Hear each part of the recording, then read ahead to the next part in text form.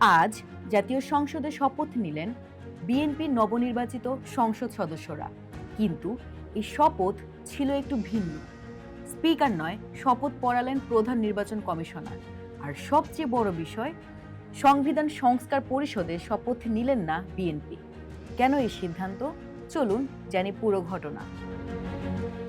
আজ মঙ্গলবার বেলা 11:15টার পর জাতীয় সংসদ ভবনের শপথ কক্ষে প্রথম দফায় শপথ নেন বাংলাদেশ জাতীয়তাবাদী দল বিএনপির নবনির্বাচিত সংসদ সদস্যরা।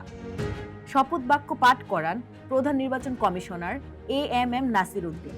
সাধারণত সংসদ সদস্যদের শপথ পড়ান স্পিকার, কিন্তু গণ অভ্যুত্থান পরবর্তী পরিস্থিতিতে এবার দায়িত্ব নিলেন সিএসি। এটাই ছিল দিনের সবচেয়ে বড় ব্যতিক্রম। অনুষ্ঠান পরিচালনা করেন সংসদ সচিবালয়ের সচিব কানিজ মাওলা। শুরুতে কোরআন তেলাওয়াত, পরে শপথপত্রে স্বাক্ষর, সব মিলিয়ে আনুষ্ঠানিকতা সম্পন্ন হয়। নতুন সংসদ সদস্যদের মধ্যে সামনের সারিতে ছিলেন বিএনপি চেয়ারম্যান তারেক রহমান। অনুষ্ঠানে তারেক রহমানের স্ত্রী জুবাইদা রহমান এবং মেয়ে জাইমা রহমানও উপস্থিত ছিলেন। এটি কেবল পারিবারিক উপস্থিতি নয়, বরং রাজনৈতিক শক্ত অবস্থানের এক প্রতীকী বার্তা হিসেবেও দেখছেন বিশ্লেষকরা। শপথের আগে গুরুত্বপূর্ণ বক্তব্য দেন বিএনপির স্থায়ী কমিটির সদস্য সালাহ উদ্দিন আহমদ। নবনির্বাচিত সদস্যদের সামনে দুটি ফরম দেওয়া হয়েছিল। সাদা ফরম সংসদ সদস্য হিসেবে শপথ, নীল ফরম সংবিধান সংস্কার পরিষদের সদস্য হিসেবে শপথ। কিন্তু বিএনপি শুধু সাদা ফরমে শপথ নেয়। সালাউদ্দিন আহমেদ স্পষ্ট করেন, তারা সংবিধান অনুযায়ী সংসদ সদস্য নির্বাচিত হয়েছেন, সংবিধান সংস্কার পরিষদের সদস্য হিসেবে নয়।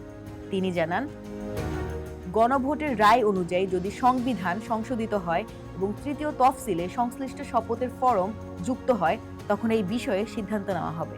অর্থাৎ বিএনপি ভবিষ্যতের রাজনৈতিক দরজা খোলা রেখে দিল, কিন্তু এখনই কোনো সাংবিধানিক জটিলতা যেতে চায় না।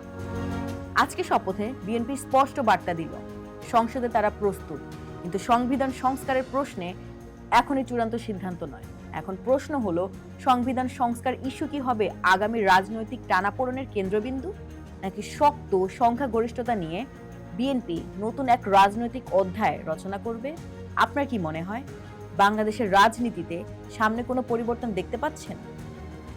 কমেন্টে জানান আপনার মতামত। ধন্যবাদ।